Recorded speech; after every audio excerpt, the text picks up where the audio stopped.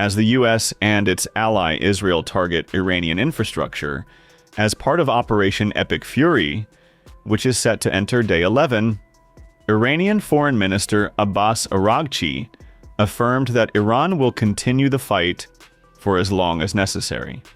He said, "This is a war imposed on us, and what we are doing is only defending ourselves." I do not personally believe that the complex and significant issue of engaging in direct talks or formal negotiations with the representatives of the United States will be placed back on the official agenda for discussion anytime soon. Because, we have had a very bitter experience talking with the Americans after 3 rounds of negotiations. And after the American team in the negotiations itself said that we had made significant progress, they still decided to attack us. I really don't believe that engaging in further discussions with the Americans will be something that remains on our official agenda anymore. Widespread disruptions in the delivery of oil in the Persian Gulf. We're seeing prices here in the U.S. start to rise as well. Well, this is not our fault. This is not our plan. The oil production, transportation of oil has been slowed down or stopped, not because of us, but because of the attacks and aggression carried out by Israelis and Americans against us. So they have made the whole region insecure. This is the result of the aggression by Israelis and Americans, which has made the whole region insecure and unstable. And, the consequences are absolutely monumental, not only for our own people here, but for the entire surrounding region, and increasingly today, for the whole international community. So is limiting oil supply part of your strategy here? Well, actually, this is a war imposed on us. And what we are doing is only defending ourselves. We are facing an act of aggression, which is absolutely illegal. And what we are doing is an act of self-defense, which is legal and legitimate. So these are the consequences of the US aggression against us. We are not responsible for that. On March 9th, Araghchi took to X and mocked the U.S. war against Iran as Operation Epic Mistake, blaming the Trump administration for surging oil prices and the skyrocketing cost of commodities. He further warned the U.S. that Tehran is fully prepared and has surprises in store for the United States. On March 9th, Trump claimed that the U.S. and Israel's war against Iran would be over soon, but Tehran is not convinced. The Iranian foreign minister also ruled out any prospects of negotiations with the United States. However, it is the Islamic Republic's security chief, Ali Larijani's threat to Trump that is making headlines. On X, Larijani reposted Trump's Truth Social message warning Iran to open the Strait of Hormuz, with a caption that read, "Even those greater than you could not eliminate the Iranian nation." Most importantly, the final line of the Iranian leader's post read, "Watch out for yourself, lest you be eliminated."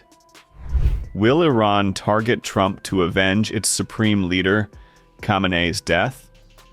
The situation is worsening in the Middle East with each passing day. Let's look at Trump's statement where he claimed U.S. had wiped out every single Iranian force and that Washington's military objectives against Tehran were almost completed. Over the weekend, the United States military and the Israeli Defense Forces continued Operation Epic Fury very successfully. Over the past 9 days, we've carried out some of the most powerful and complex military strikes and maneuvers the world has ever seen. Now, you add that up to all of the other things, Midnight Hammer, getting rid of the nuclear threat from Iran, which was a big moment in history, in my opinion, and the great success we've had in Venezuela and all other places. Every place we've gone, we've had tremendous success. But while we're doing all of these things, we're achieving major strides toward completing our military objective. And some people could say they're pretty well complete. We've wiped every single force in Iran out very completely. Most of Iran's naval power has been sunk. It's on the bottom of the sea. It's almost 50 ships. I was just notified it's 51 ships. I didn't know they had that many. Didn't last very long. And these are fighting vessels. They're meant to fight, but they're not meant to fight against us.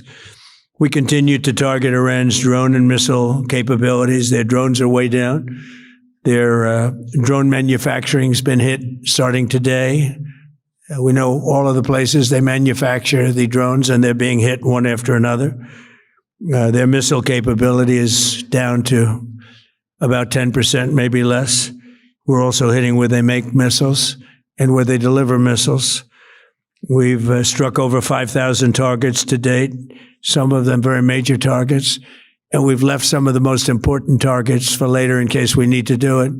If we hit them, it's going to take many years for them to be rebuilt, having to do with electricity production and many other things. So we're not looking to do that if we don't have to.